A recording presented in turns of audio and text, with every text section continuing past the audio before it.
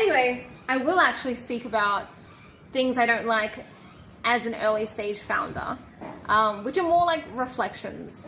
Yes, there are a moan and a complain, but these are things I don't like. Number one, having to make time to exercise. I'm a person that very much likes to not live in my head, but my favorite place to be is building on my computer, either researching, designing systems. I'm a very systems-based person. So having to move out of my head and into my body for the sake of my health is not something that I typically enjoy. That's one of the things, honestly, I do struggle with as a founder, is especially as a early stage founder where I'm juggling, trying to make initial sales and fundraising as well. The struggle is I have all this work that I have to do that desperately needs to be done, but I also need to stay healthy as well, because that's, I read this book a couple of years ago, which I call my Bible, called 7 Habits of Highly Effective People by Steve Covey. For those who know it, that is a book I very much call my Bible. And one of the concepts in that book talks about this exact thing, called P/PC, production/production capacity, which refers to, if you want the golden goose to be able to lay eggs, you need to look after the golden goose. And that's a very good lesson and reminder for ambitious people, right? That if you want to be, do your best and be your best, you also need to look after the golden goose, which for humans involves things like getting enough sleep, which can be one that a lot of ambitious, high-performing people are bad at. Especially if you have a busy mind. So getting enough sleep, exercising, eating well, not drinking stuff like this for a sugar kick, which I'm guilty of. So that is one of the things I don't like about juggling early stage founder life, is making time to exercise.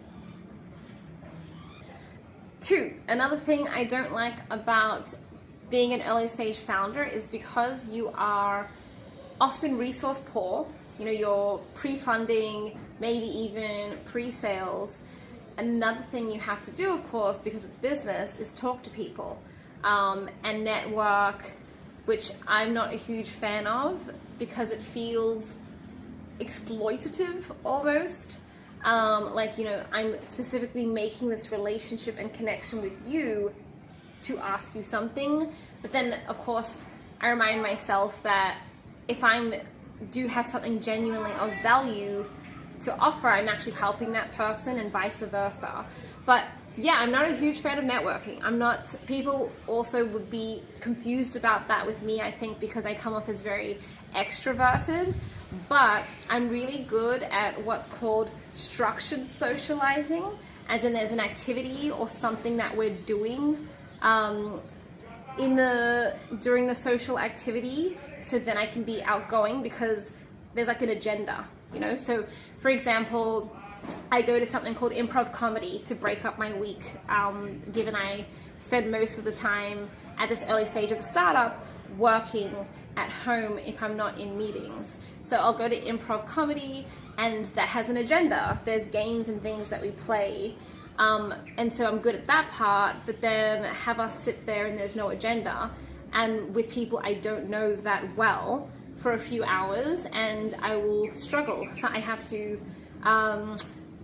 not rehearse, but kind of have a script that I have in my head of how to interact with someone I don't know very well, unless we touch on a topic that I'm interested in. So networking and socializing isn't my forte. It's not my zone of genius, as they would call it. But again, so say there's an agenda of there's a game, or for example, again, people would get confused and be like, you're so social though, you speak on stage all the time. Speaking on stage is easy because it's a one-way conversation, especially if you're pitching. You don't have to interact back with the audience. It's I'm speaking at you. Whereas, put me at a table full of strangers, people that I don't know very well, and that's what I would struggle with. So that's the second thing about being an early stage founder, is you have to put yourself out there. Not just if you want potential customers, of course, but potential investors, potential partners. Developing relationships is really important. Business is all about people. So that's another thing. But also making time for people as well in your life, in your personal life. It's not at all that I don't enjoy that. I love my friends and family, and I have a really great partner who I see as my best friend. But it's more just the context switching from the work zone to then having to go and socialize, and then allocating time towards that when you have so much to do for the business is something I find really, really tricky to allocate that time. And then of course feeling guilty about not allocating that time or being distracted when you are with those people, and because you've got the business sitting in your head. So that's another thing that all the time happens, is I get absorbed in my project, my business, that it makes it really hard for me to be present and to allocate time to the people in my life.